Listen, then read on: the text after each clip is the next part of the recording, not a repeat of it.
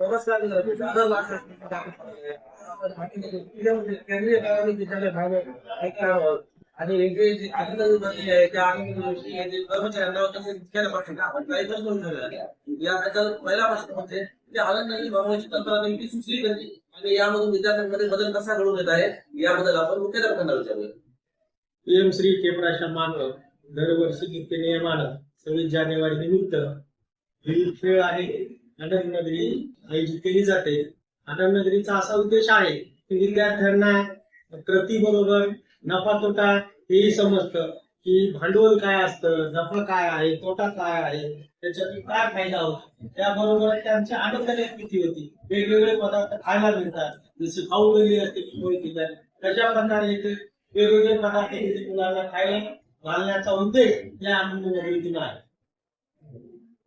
आणि दुसरं प्रश्न आपण तंत्रज्ञांना म्हणजे शिक्षकांना असा विचारूया की या आनंद विद्यार्थ्यांमध्ये काही उत्साह जाणवत आहे त्यामध्ये नेमकं काही बदल तुम्हाला जाणवत आहे.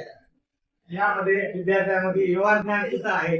आपण रोजच्या जीवनामध्ये आपल्या व्यवहाराशी संबंध कसा येतो यातून विद्यार्थ्यांना त्याचं ज्ञान मिळतं. आणि अजून एका दुसऱ्या शिक्षकांना आपण असा प्रश्न विचारूया की जे कुठले कमी बोलणारे किंवा शांत किंवा लाजाळू असे विद्यार्थी आहेत त्यामध्ये काही बदल जाणवत आहे का याबद्दल माहिती घेऊया. सर हुशार मुलं असतात तर व्यवहारामध्ये सुद्धा हुशार मुलं असतात त्यामुळे त्यांचा आत्मविश्वास निर्माण होतो आणि आपणही नाही ही बाब त्यांच्याकडे दादर मार्क्स स्कूलसाठी मला कपिल